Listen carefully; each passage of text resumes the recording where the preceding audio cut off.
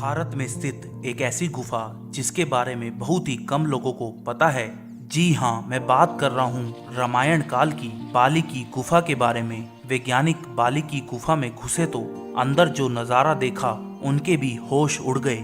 ऋषि मुख पर्वत पर स्थित सुग्रीव की गुफा के बारे में तो हर कोई जानता है, परंतु बाली की गुफा के बारे में हर कोई अनजान है, जो अपने अंदर ही कई राज समेटे हुए है। इसका पता जब वैज्ञानिकों को चला तो वे भी इसके अंदर गए और उन्हें कुछ ऐसे प्रमाण मिले जिससे ये साबित हो गया कि ये गुफा सचमुच में ही बाली की गुफा है। परंतु इस गुफा के अंदर से उन्हें ऐसा क्या मिला जिसके बाद उनके भी होश उड़ गए। वानर राज बाली का शासन किष्किंधा नगरी में हुआ करता था। वो इतना बलशाली था कि उसने रावण को भी पराजित कर रखा था। परंतु ऐसा क्या हुआ कि उसके अपने भाई से ही दुश्मनी हो गई, जिसके पीछे का कारण था वो गुफा जिसे हम आज बाली की गुफा के नाम से जानते हैं। एक बार की बात है जब मायावी नाम के राक्षस ने बाली को युद्ध के लिए ललकारा। बाली उसके पीछे भागा और राक्षस भागते भागते एक गुफा के अंदर जा पहुंचा। बाली ने उस गुफा के द्वार पर सुग्रीव को खड़ा किया और उस राक्षस का वध करने के लिए खुद गुफा के अंदर चला गया।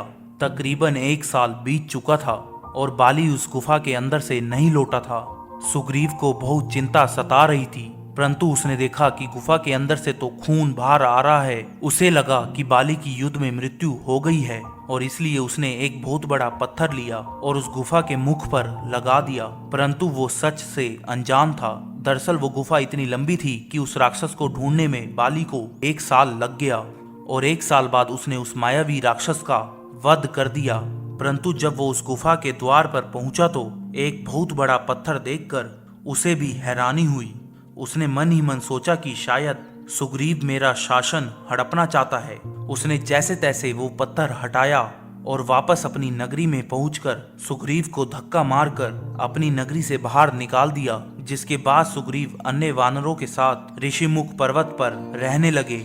जिसके बाद ऋषिमुख पर्वत सुग्रीव की गुफा के बारे में हर कोई जानता है, परंतु बाली की गुफा से हर कोई अनजान है। आज के इस समय में बाली की वही गुफा तुंगभद्रा नदी के किनारे वाले कर्नाटक के हम्पी शहर के आदिवासी इलाके में है। वहां पर स्थित कुछ लोगों ने ये दावा किया कि ये वही बाली की गुफा है जिसमें बाली और मायावी राक्षस के बीच युद्ध हुआ था।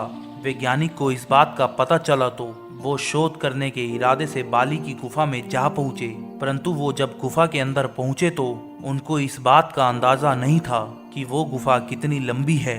वो पुनः गुफा के बाहर आ गए और इस बार अपने साथ खाने पीने की पूरी व्यवस्था करके दोबारा एक बार बाली की गुफा में घुसे। ये गुफा इतनी लंबी है कि बाली को भी मायावी राक्षस को ढूंढने के लिए पूरा 1 साल लग गया था। परंतु वो धीरे धीरे गुफा के अंदर चलते जा रहे थे। उन्हें बस कुछ ऐसा प्रमाण चाहिए था जिससे ये सिद्ध हो सके कि ये गुफा सचमुच में बाली की गुफा है। वे 2-3 दिनों तक उसी गुफा में विचरण और शोध करते रहे, परंतु उनके हाथ कुछ भी नहीं लगा। परंतु ठीक 3 दिन बाद उन्हें अंदर से एक विशालकाय नाखून प्राप्त हुआ।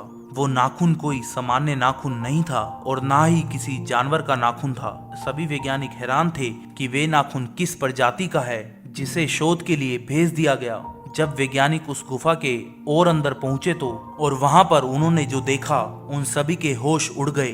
दरअसल उस गुफा के अंत में एक अलग ही भाषा में कुछ लिखा हुआ था जो किसी के समझ में नहीं आ रहा था। परंतु वैज्ञानिकों ने इस पर शोध किया तो उन्हें पता चला कि ये लिखावट तकरीबन 5 से 6 हजार साल पुरानी है। वानर नाम की प्रजाति इस तरह की लिखावट का इस्तेमाल किया करती थी। उनका शरीर मानव की तरह होता था, परंतु मुख बंदर की तरह। उनकी पूंछ भी होती थी और वो काफी हष्ट-पुष्ट पहलवान की तरह होते थे।